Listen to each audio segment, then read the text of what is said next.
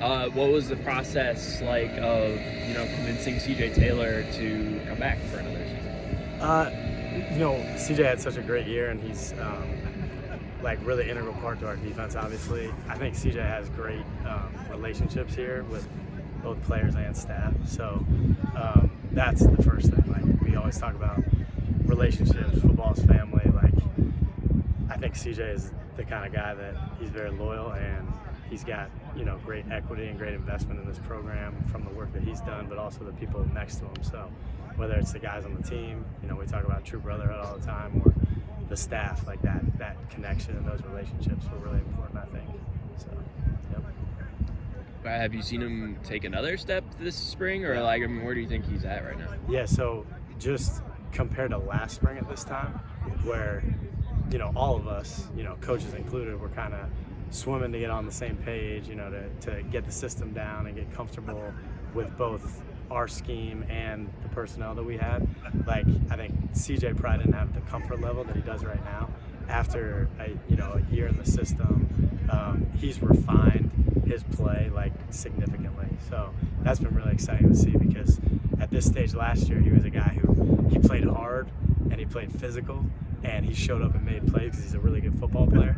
Now he's able to do his job. He's able to be in the right spot. He has a really good understanding of the defense. So there's definitely been an elevation to his game this year. So it's exciting to see.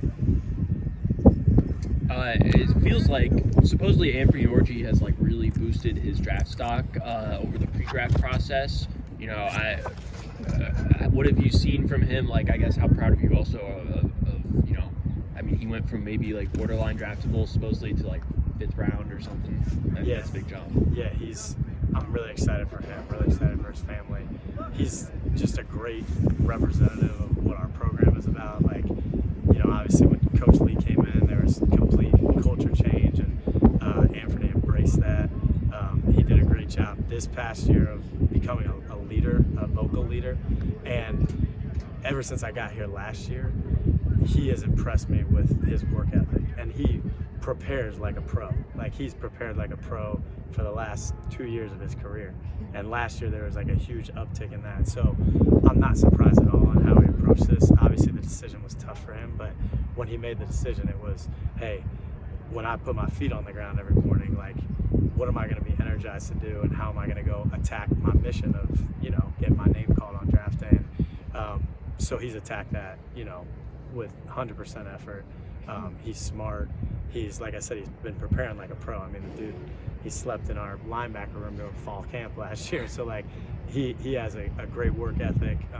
He did a great job training down in Tampa, and even last year in the summertime and in the bye weeks, he would be asking me, hey, how can I get prepared for the next level? So there were definitely things that he prepared for up to this point, so it wasn't just a shock going into this stage of his career. But I'm not surprised at all. I knew that he'd do a great job in the interviews, and I knew that he'd do a great job with the testing stuff. So I'm really, really excited for that. He's a great ambassador for our program.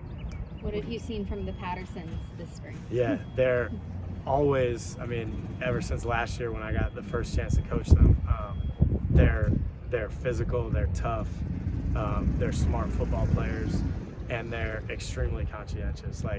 They are meeting with me all the time. Kane has been in my office probably more than I have this spring, watching tape. And Langston's like that too. He's a student of the game. He's always asking, what can he do to get better?